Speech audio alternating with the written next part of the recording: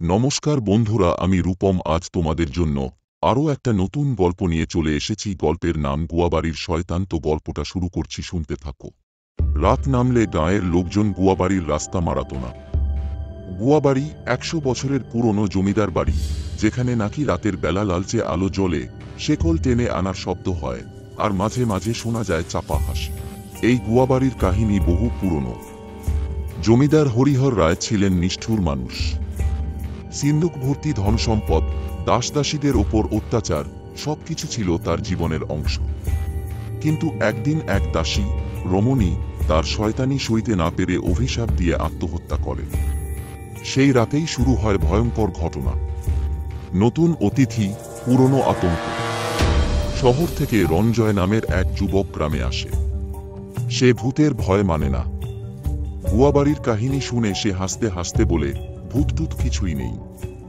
সাহস থাকলে সঙ্গে এসো, আজ রাতেই গুয়াবাড়ি দেখে আসি। কেউ রাজি হলো না, তাই সে একাই গেল। রাত তখন 12টা বাজে। বাড়ির গেট মরচে ধরা, সামনের বাগান আগাছায় ঢেকে গেছে। বিশাল লোহার দরজা ঠেলে সে ভেতরে ঢুকল। ভেতরে ঢুকে সে টর্চ জ্বালাল। দেয়ালের পলেস্তারা খসে পড়ছে, ফ্রেমে বাঁধানো জমিদারদের ছবি ঝুলে আছে, এক একটা যেন কোটরে ঢোকা চোখ নিয়ে তাকিয়ে আছে। বাতাস ভারী, যেন কেউ ফিসফিস করে কিছু বলছে। ভয়ঙ্কর মুখোমুখি। হঠাৎই কিচকিচ শব্দ কানে এলো। পেছনে তাকাতেই দেখল একজন বসে আছে। লাল শাড়ি, এলোমেলো চুল, মুখ ঢাকা অন্ধকারে। রঞ্জয় সাহস হারাল না। সে বলল, কে তুমি? মেয়েটি আস্তে আস্তে মুখ তুলল। হাড় জিরজিরে হাত দিয়ে চুল সরিয়ে দিল। চাঁদের আলোয় দেখা গেল তার চোখ নেই। ফাঁকা কোটরে পোকা নড়ছে। রঞ্জয় আর্তচিৎকার করে দরজার দিকে দৌড় দিল, কিন্তু দরজা কোথায়? দেয়ালগুলো যেন সরতে শুরু করেছে, করিডোর লম্বা হচ্ছে, আর পেছনে শোনা যাচ্ছে সেই চাপা হাসি। অভিশপ্ত রাত। পরদিন সকালে গ্রামের লোকজন গুয়াবাড়ির সামনে এলো। তারা দেখল রঞ্জয় দরজার বাইরে অচেতন হয়ে পড়ে আছে।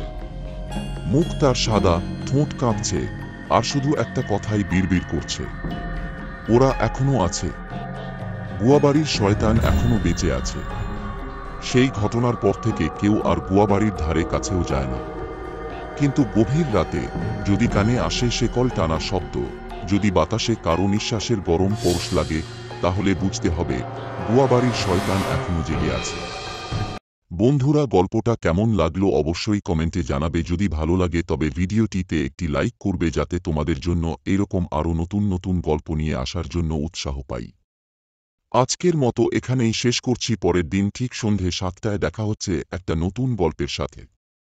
ধন্যবাদ।